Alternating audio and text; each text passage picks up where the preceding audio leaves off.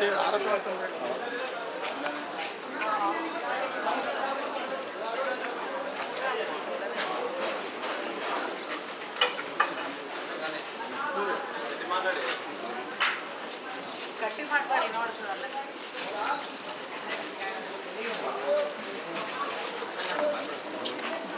ఉంది సార్? ప్రచారం జరుగుతుంది చాలా జోరుగా. సో ప్రజలు ఎలా రెస్పాండ్ అవుతున్నారు? ప్రజల రెస్పాన్స్ నేను చెప్పే ముందు మీకు ఎట్లా కనపడుతుంది? భయపడి తిరుగుతున్నారు కదా గంట నుంచి. మీకు ఎట్లా కనపడతా ఉంది? బ్రహ్మరథం పడతా ఉన్నారు, హారతి ఇస్తూ ఉన్నారు, తిలకం పెడుతున్నారు, పైనుంచి పూలు చల్లుతూ ఉన్నారు. ఎందుకని?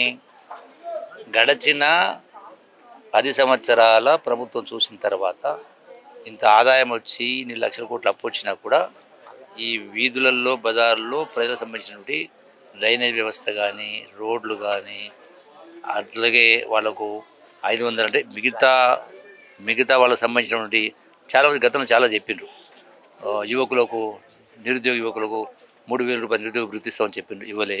పేదవాళ్ళకు డబ్బులు పెట్టి కట్టిస్తాం, చేయలే. సో ఇవన్నీ చూసిన తర్వాత ప్రజలలో ఒక అభిప్రాయం ఏర్పడి పొరపాటు చేసినాం, ఇంతమంది ప్రాణత్యాగాలు చేసి సోనియా గాంధీ తెలంగాణిస్తే కేసీఆర్ వాళ్ళ కుటుంబంతో పాళ్ళు లేపిండ్రు, రాష్ట్రాన్ని అప్పుల కుప్ప మార్చిన అనేది అర్థమై పోయిన ఎన్నికల్లో కాంగ్రెస్కి అవకాశం ఇచ్చారు.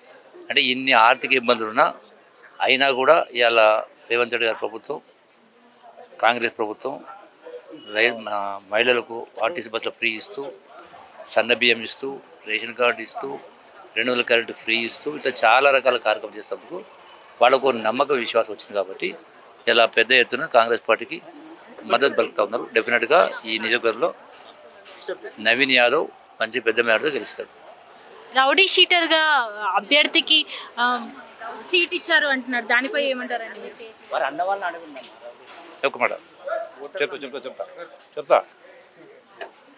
మరి కేసీఆర్ ఇదే నవీన్ యాదవ్ కుటుంబ సభ్యులకు 2-3 కార్పొరేటర్ పదవులు ఇచ్చిండే గతంలో. అప్పుడు దాసకు రాలేదా?